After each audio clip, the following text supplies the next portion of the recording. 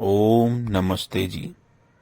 आर्य समाज की स्थापना करने के बाद दयानंद सरस्वती समाज में बाल विवाह और सती प्रथा जैसी कुरीतियों को दूर करने के लिए जाने गए, लेकिन उनकी यही साफ गोई उनकी जान के लिए कई बार खतरा बनी। प्रधानमंत्री नरेंद्र मोदी इंदिरा गांधी इंडोर स्टेडियम पहुंचे। यहां महर्षि दयानंद सरस्वती की 200वीं जयंती के कार्यक्रम में शामिल हुए।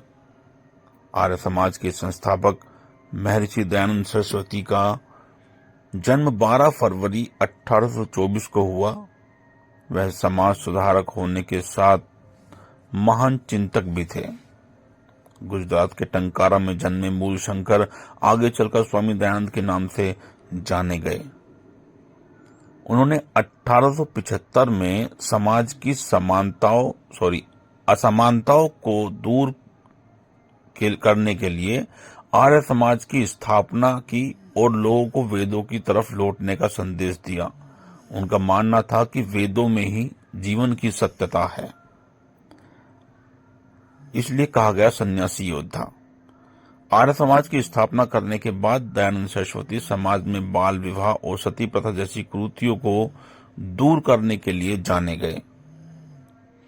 उन्होंने हिंदू, मुस्लिम, ईसाई, इस्लाम धर्म की कुरीतियों का विरोध किया। उन्होंने अपने महाग्रंथ सत्यार्थ प्रकाश में सभी धर्मों में व्याप्त बुराइयों पर खुलकर लिखा। जिस दौर में उन्होंने समाज में फैली कुरीतियों का विरोध किया, वो बिल्कुल भी आसान नहीं था। अपनी साफ गोई के कारण कई बार वो लोगों के निशाने पर आ गए। जब उनसे तत्कालीन वायसराय ने ब्रिटिश साम्राज्य की उन्नति के लिए प्रार्थना करने को कहा, तो उन्होंने जवाब दिया कि मैं तो ब्रिटिश साम्राज्य के खत्म होने की कामना करता हूं। इस तरह समाज का एक तबका और अंग्रेज उन्हें पसंद नहीं करते थे। इसके बावजूद उन्होंने समाज सुधार करने का क्रम बनाए रखा।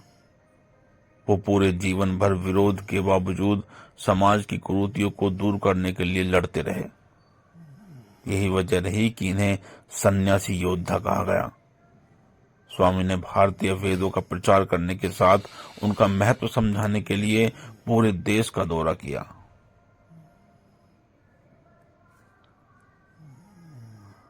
सत्रह बार जहर देने की कोशिश। उनके ज्ञान के आगे प्राचीन परंपरा के पंडितों और विद्वानों ने भी घुटने टेक दिए थे। वो हमेशा हिंदी भाषा के प्रचारक रहे। यही वजह रही कि वो कश्मीर से कन्याकुमारी तक देश में एक ही भाषा को लागू करने के लिए पक्षधर रहे। लेकिन समाज में कुरीतियों को रोकने के लिए उन्होंने जो कदम उठाए, उसके कारण वो कई लोगों के निशाने पर आ गए। कई बार उनका अपमान किया गया। करीब 17 बार उन्हें जहर देकर मारने की कोशिश की गई, लेकिन इसके बावजूद भी उन्होंने कभी भी ऐसा करने वालों को सजा दिलाना ठीक नहीं समझा। उनके अनुयायियों ने उनसे कई बार कुछ ना बोलने की सलाह दी, जिससे अंग्रेज अफसर नाराज ना हो जाएं। इस पर महर्षि दयानंद ने कहा, चाहे मेरी उंगली की बाती बनाकर ही क्यों न जला दी जाए, मैं तो केवल सत्य ही कहूंगा। क्रांतिकारियों को रास्ता दिखाया। देश में अंग्रेजों के बढ़ते दखल और तानाशाही रुख को खत्म करने के लिए दयानंद सरस्वती 1857 के स्वतंत्रता संग्राम से जुड़े। अपने शिष्यों और क्रांतिकारियों में जोश भरा और उन्हें रास्ता दिखाया।